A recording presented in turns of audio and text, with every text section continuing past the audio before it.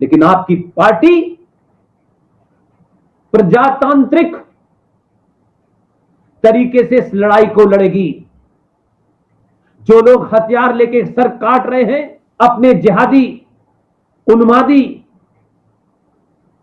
उस किताब से प्रेरित होकर पूरे इलाके में दंगा फैलाकर, लूट कर, भोली भाली बच्चियों और औरतों का रेप करके, उन्हें मोलेस्ट करके आप उनसे लड़ाई लड़ेंगे प्रजातांत्रिक तरीके से? मजाक करते हैं आप सोचिए, क्या आप अगर केंद्र में हैं तो आपकी कोई जिम्मेदारी नहीं है? और क्यों नहीं है? हम उत्तर प्रदेश में हैं, आपको वोट दिया, आप दिल्ली में हैं, हमने आपको वोट दिया, और आप कहें कि नहीं आप दिल्ली में हो, यहां हमारा राज नहीं है तो यहां आप मरो, तो यहां रिंकू शर्मा की हत्या होगी तो खामोश। तो लॉ एंड ऑर्डर राज का विषय है, तो राज में जिन लोगों ने आपको देश की केंद्रीय सत्ता पर बिठाया है, उनके लिए आपका क्या कार्यक्रम है?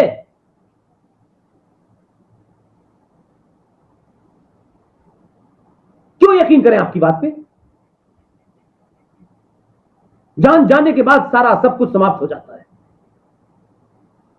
जिसका घर चला गया, जिसकी मां बहन बेटा बेटा मारा गया, उसके लिए कोई पार्टी नहीं होती।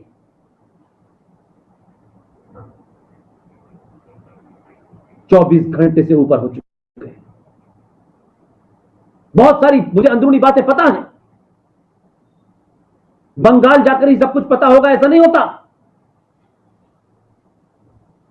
मैं उन बातों को बोलना नहीं चाहता क्योंकि वो मेरे बातचीत का कोई कभी दायरा नहीं रहा। आज भी हम इतने वर्षों के बाद भी सच बोलने से किससे घबराते हैं? अरे इस देश का आम नागरिक, जिनको सुबह से लेकर शाम तक ये जिहादी खुलेआम धमकियां देते हैं। इसलिए मैं मानता हूं कि बंगाल की इतिहास को जो आज हो रहा है, जिसका चर्चा बहुत सुबह से हो रही है, मुझे बहुत गुस्सा भी है, मुझे पीड़ा भी है। मैंने यही 24 घंटे में फैसला नहीं लिया तमाम सारे लोगों के दबाव में कि नहीं मुझे कुछ बोलना चाहिए। वैसे तो इस देश में बोलने की आजादी है, हर आदमी कुछ भी बोल सकता है, लेकिन मुझे इस बात की हंसी आती है, तकलीफ होती है, इतना सब कुछ होने के बाद कोई बंगाल में नया कुछ नहीं हो रहा।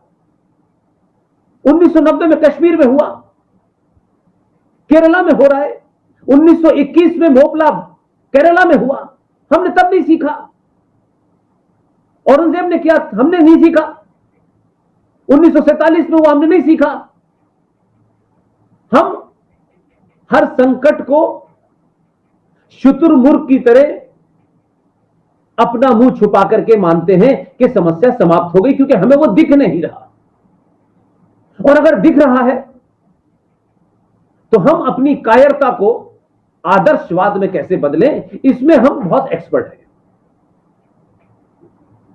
लिहाजा जब भी कोई ऐसी बात हो जहां हमें अपने तथाकथित उस बौद्धिक ज्ञान से निकल करके सड़क पर आकर के उस आताताई का, उस जिहादी का, उस हत्यारे लुटेरे बलात्कारी का जवाब देने के लिए शस्त्र उठाना चाहिए, तब हम बौद्धिक लोग अपनी उस कायरता को छुपाने के लिए ऐसे तर्क ढूंढते हैं और अपनों के बीच में ढूंढते हैं, और अपनों में से किसी एक को विलियन बना करके, क्योंकि अगर उन्होंने प्रतिकार करने की बात कही तो सबसे पहले उनका बौद्धिक ज्ञान और जिस समाज में वो रह रहे हैं उसमें एक झूठ है, एक फरेब है। बुद्धि के बल पर अपनी बात को चले जाओ, दूसरों को ज्ञान दो, खुद कुछ मत करो। वो ऐसे तर्क गढ़ते हैं कि दुश्मन को कहने की उनकी हिम्मत नहीं है, चोर को चोर, जिहादी को जिहादी, बलात्कारी को बलात्कारी, लुटेरे को लुटेरा कहने की उनकी हिम्मत नहीं है। इसलिए वो अपने बीच के योद्धाओं को, अपने बीच के बहादुर लोगों को जो फिजिकली मैदान में लड़ रहे हैं, हर दिन हर रोज मौत को अपनी हाथ में लेके घूम रहे हैं। और यह हर समाज में होता है, सबको घूमना पड़ता है। ऐसा नहीं है कि कुछ हमारे समाज में ऐसा हो रहा है, लेकिन हम हजारों साल के बाद पहली बार कम से कम शब्दों से प्रतिकार नहीं कर पा रहे थे। आज पिछले कुछ सालों में आप सच को सच कहने की हिम्मत जुटा पाए हैं। चोर को चोर, डकैत को डकैत और जिहादी को जिहादी और आतंकवाद के मजहब को ढूंढ करके आप कह रहे हैं। बीरभूम में क्या हो रहा है, इसके अलावा वहां के कई सारे शहरों में क्या हो रहा है, नानौर में क्या हुआ, हजारों, कम से कम 4 से 5 हजार लोग बीरभूम जो मुस्लिम बहुल इलाका है, चुनाव के रिजल्ट आने के बाद वो जानते हैं शपथ ग्रहण समारोह होगा, सरकार बदलेगी, कब बदलेगी, कौन शपथ लेगा। उन्होंने कहा उससे पहले लूटपाट, हत्याएं, मर्डर इतना कर दो कि जिस एजेंडे के लिए हमने ममता बनर्जी को जिताया है, ममता बनर्जी के जीतने के बाद तो हम दोनों हाथ से लेंगे ही, उससे पहले ही अपना काम कर दो। जब तक लोग आएंगे तब तक लोगों को पता नहीं चलेगा, क्योंकि एडमिनिस्ट्रेशन का बदलाव होने वाला है। और मैं किसी राजनीतिक नेता के ऊपर इतना यकीन न करता, लेकिन मेरे दौर में जब हम पत्रकारिता में आए थे, बहुत सारे जर्नलिस्टों से मिले। मेरी कोई उनसे निजी वाकफियत नहीं है, 2-3 बार मैंने उनके साथ मंच शायद शेयर किया। एक इंटेलेक्चुअल आदमी, एक बेहतरीन पत्रकार, जो गंभीर आदमी है, जो सेंसेशनल पत्रकारिता उन्होंने नहीं की,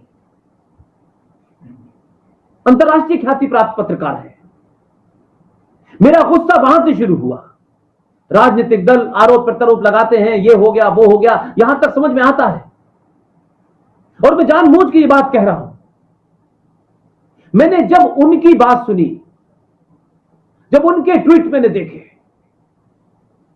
तब मुझे लगा कि क्या बात है कि इस पार्टी के अंदर वो राज्यसभा के सांसद हैं, वो जहां से चुनाव लड़े, हारे जीते, मुझे उसमें इंटरेस्ट नहीं है। मुझे इसमें इंटरेस्ट है कि जो शख्स 25, 30, 40 साल तक पत्रकारिता में रहा हो, उसका एक स्टेचर हो, बेहतरीन किताबें लिखी हो, वो कोई सस्ती राजनीति के लिए सस्ते डायलॉग नहीं बोलेगा। उन्हें अपनी गंभीरता का भी ध्यान होगा, उन्हें अपने कद का ध्यान होगा, उन्हें अपनी बैकग्राउंड का ध्यान होगा। उन्होंने जब यह ट्वीट किया, तब मुझे लगा कि राजनीतिक स्वार्थों के लिए पार्टियां झूठ बोल सकती हैं, लाशों के अंदर आंकड़ों की हेर फेर करके अपना नफा नुकसान देख सकती है। लेकिन सपन दास गुप्ता को जितने उनके ट्वीट देखे, जितनी उनकी बातें हैं, उनकी बातें उनकी अपनी पार्टी से मेल नहीं खा रही। तब मुझे लगा राजनीति के अपने परिभाषा है, अपने उसमें नफे नुकसान है। इसलिए जो उनके अंदर का पत्रकारिता का जो एलिमेंट था, उन्होंने जो कुछ देखा, एक किसी पार्टी के एमपी होने के नाते उन्होंने नहीं लिखा। इसलिए उनकी भाषा में और एक प्रोफेशनल पार्टी के अंदर किसी पद पर बैठने वाले की भाषा में जमीन आसमान का फर्क होता है। यह उन्हीं का ट्वीट है। उन्होंने कहा, बीरभूम जिले के नामनूर जो इलाका है, वहां कम से कम 1000 परिवार, अगर 1000 परिवार है तो एक परिवार में 4 भी लोग हैं, तो भी 4-4.5 हजार लोग उस पूरे गांव से जिहादियों ने, इस्लामिक आतंकियों ने अपने एजेंडे के तहत रातों रात लूटपाट, मारपीट, हत्या, बलात्कार किया उन्होंने। उन्हें भागने पे मजबूर कर दिया, वो कहीं दूर जंगल में जाके अपनी जान बचा। सोचिए क्या दहशत का माहौल होगा।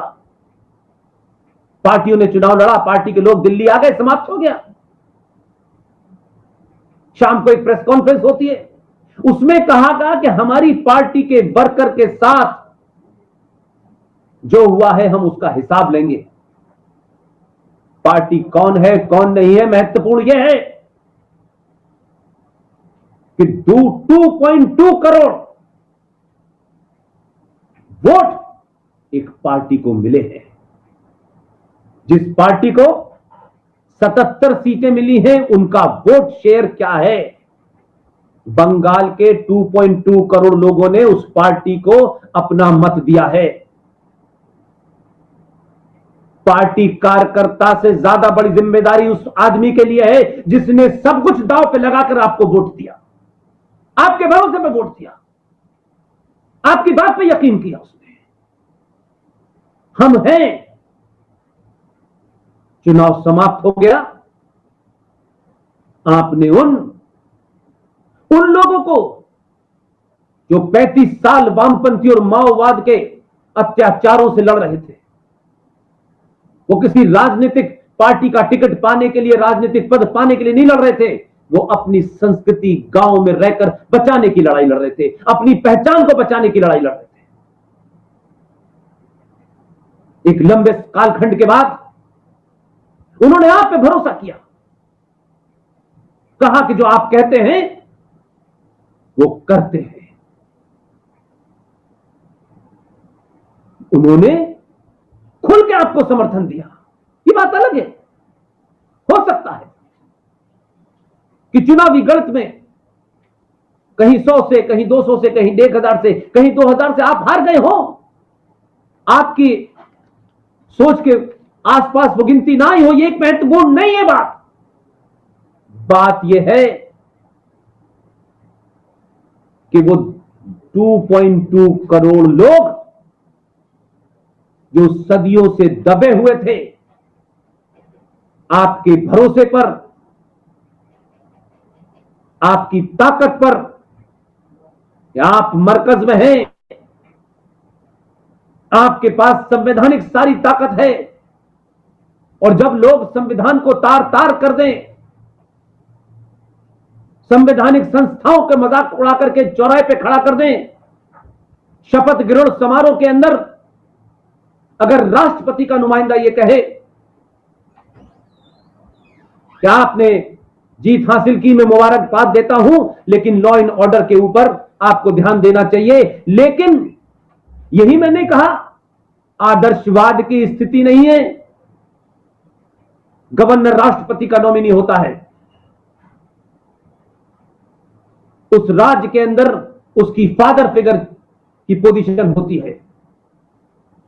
अगर उसने यह कहा कि आपको लॉ एंड ऑर्डर की तरफ देखना चाहिए, तो आप बदतमीजी और संविधान की दुहाई देने वाले लोग, प्रजातंत्र लोकतंत्र की दुहाई देने वाले लोग ये कह रहे हैं।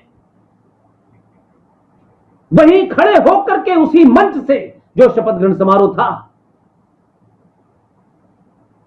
उस राज्य की वजीर आला वहीं खड़े होकर के उन्होंने इस देश की एक ऐसी संस्था जिन्होंने दुनिया के 60 से 70 देशों में चुनाव की प्रक्रिया को, उस प्रोसेस का इंप्लीमेंटेशन किया। उन देशों ने बुलाया कि भारत किन परिस्थितियों के अंदर इलेक्शन कराता है। उस संस्था की इज्जत को तार तार उस गवर्नर के सामने कर दिया। क्यों? कि आज राजनीति का मतलब यह हो गया है कि सत्ता लूट से, डर से, मार से, बलात्कार से, किसी भी कीमत पर सत्ता पे बैठो और सिर्फ बार बार ये कहो हम संविधान की दुहाई देते हैं और उसी संविधान को तार तार करते रहो। मैं शायद अपने 3.5 साल में मैंने कभी किसी पार्टी के नेता का नाम नहीं लिया, मैंने कभी किसी पार्टी को इंडिविजुअल किसी चीज में शाबाशी नहीं दी। मैंने अगर किसी ने सत्ता में बैठने के बाद राष्ट्र को बचाने का कोई काम किया हो तो मैंने उसकी तारीफ की। किसने सड़कें कितनी बनाई, कितने हवाई जहाज उड़ाए, कितनी जीएसटी आई, कितनी, मैं इस पे बोलते ही नहीं, क्योंकि इस पे बोलने के लिए करोड़ों लोग हैं। उनके जितने ट्वीट हुए हैं, मैं और मेरी टीम आपको मुबारकबाद देती है। राजनीति अपनी जगह है, लेकिन जिन तथ्यों को आपने कहा, जिन बातों को आपने लगातार कहा कि आप कह रहे हैं कि बंगाल कैलकाटा हाई कोर्ट को इंटरवीन करना चाहिए, आप सुप्रीम कोर्ट से गुहार लगा रहे हैं, लेकिन आपकी पार्टी प्रजातांत्रिक तरीके से इस लड़ाई को लड़ेगी। जो लोग हथियार लेके सर काट रहे हैं, अपने जिहादी उन्मादी उस किताब से प्रेरित होकर पूरे इलाके में दंगा फैलाकर, लूट कर, भोली भाली बच्चियों और औरतों का रेप करके, उन्हें मोलेस्ट करके आप उनसे लड़ाई लड़ेंगे प्रजातांत्रिक तरीके से? मजाक करते हैं आप।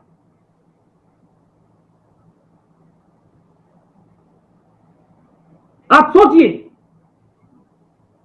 आप दिल्ली में आ गए, वो लोग किसके भरोसे छोड़ा आपने? किन लोगों के भरोसे छोड़ के आए आप? क्या आप अगर केंद्र में हैं तो आपकी कोई जिम्मेदारी नहीं है? और क्यों नहीं? हम उत्तर प्रदेश में हैं, आपको वोट दिया, आप दिल्ली में हैं, हमने आपको वोट दिया, और आप कहें कि नहीं आप दिल्ली में हो, यहां हमारा राज नहीं है तो यहां आप मरो। तो यार रिंकू शर्मा की हत्या होगी तो खामोश,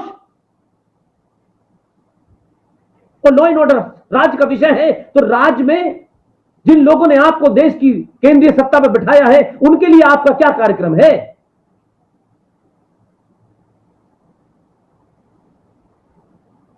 क्यों यकीन करें आपकी बात पे?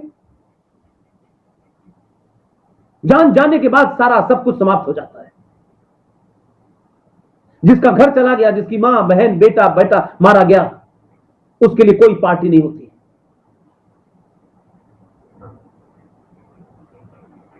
चौबीस घंटे से ऊपर हो चुके हैं।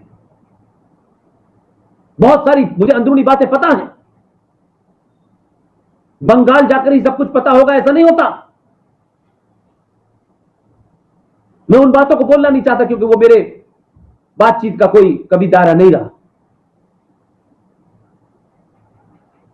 आज भी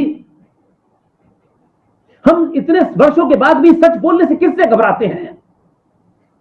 अरे इस देश का आम नागरिक, जिनको सुबह से लेकर शाम तक ये जिहादी खुलेआम धमकियां देते हैं, भारतीय संविधान के तहत कहां लिखा हुआ है कि कोई ये अनाउंस करे कि मैं फला का गर्दन काट दूंगा? कहां जाता है साला ये प्रजातंत्र? किसके लिए है ये प्रजातंत्र और कानून? एक हत्या हो गई, खामोश हो गए। खुलेआम लोग हत्याओं का ये खेल खेला जा रहा है। ये इस्लामिक फतवा नहीं है, न इस्लामिक देश है। ये इस्लामिक फतवा दाढ़ी की याड़ में इस्लामिक गुंडा कर दी है। आप उस समाज को चुनौती देते हैं, उस समाज को चुनौती दिलवाने वाले लोगों के खिलाफ कार्रवाई नहीं करते। जो समाज हजारों हजारों साल की सभ्यता के बाद एक भी इतिहास में ऐसी घटना नहीं मिलती कि सनातनी हिंदुओं ने किसी का धर्म बदला, सनातनी हिंदुओं ने किसी पर चढ़ाई कर दी।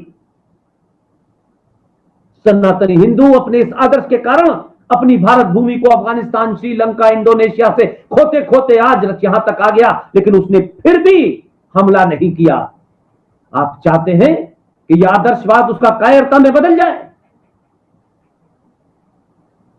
कब तक मेरठ, मलियाना, मुजफ्फरनगर, संभल, रामपुर, अलीगढ़, कब तक ये पाकिस्तान जो बनाने की ख्वाहिश थी जिना की भारत के पेट में, आप बनने देंगे इस प्रजातंत्र की आड़ में? धरना दे करके, शांति पाठ करके, तो गांधी भी देश नहीं बचा पाए। गांधी ने भी 1921 में जिस थ्योरी का पालन किया, तुर्की की खिलाफत मूवमेंट का समर्थन किया, यहां के हिंदुस्तान के मक्कार मुसलमान मौलाना जौहर अली, मौलाना मोहम्मद अली जैसे मक्कार, उन्होंने प्रोपेगेंडा किया, क्योंकि गांधी को भी दिल जीतने की बड़ी कोशिश थी कि हिंदुस्तान के मुसलमान, अगर हम उनका खिलाफत में साथ देंगे तो भारत की आजादी की लड़ाई में। उसी दरमियान कांग्रेस में लाइन से मुसलमानों को अध्यक्ष बनाया गया। जिस 1921 और 20 में इस देश में गांधी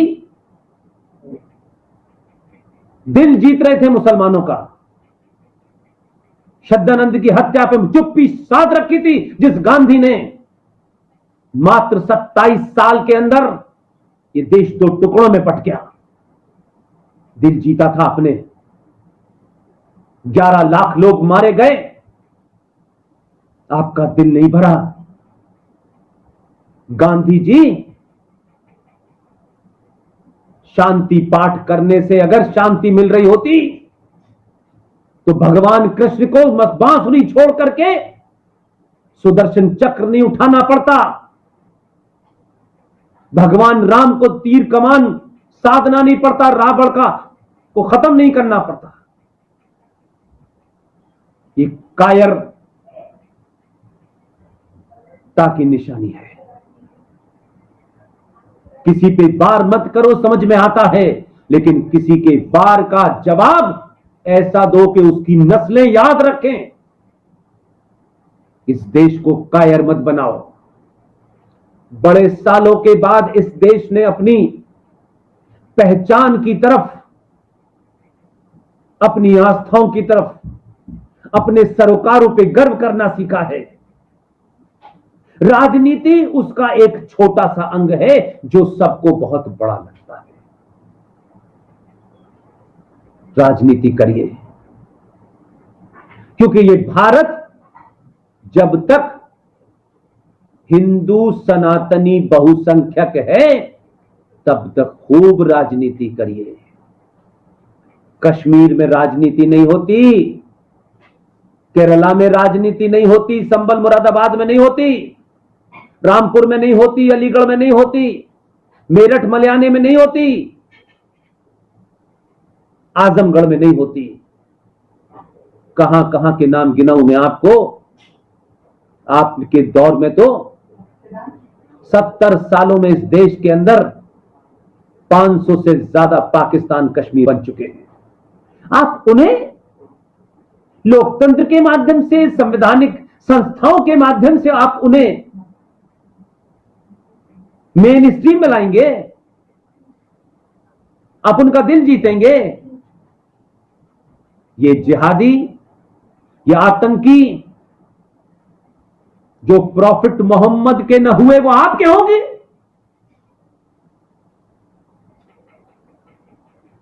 जिन्होंने उनके दामाद की गर्दन काटी और पैरों से उनको रौंदा, उससे फुटबॉल खेली, उनकी बेटी की मार मार के पसलियां तोड़ दी। ये बर्बर जाहिल लोगों को आप समझाने आए हैं, आपकी बात सुनने वाले हैं। आप नमूने पालते रहिए दो एक, कुछ लोगों को छोड़ दीजिए जो इधर उधर का मंच बना करके घूम रहे हैं। कुछ नहीं मिलने वाला। सत्ता में हैं आप, इसलिए कुछ लोगों को आजकल बहुत ज्ञान सूझ रहा है। जो लोग अपने कार्यकर्ता की हिफाजत केरला में नहीं कर पाए वो ज्ञान दे रहे हैं। राजनीतिक लोगों की मजबूरियां हो सकती हैं, लेकिन सामाजिक संगठनों की मजबूरी क्या है? सच बोलो। कायरता की निशानी मत दिखाओ। इस समाज को कायर और नपुंसक मत बनाओ।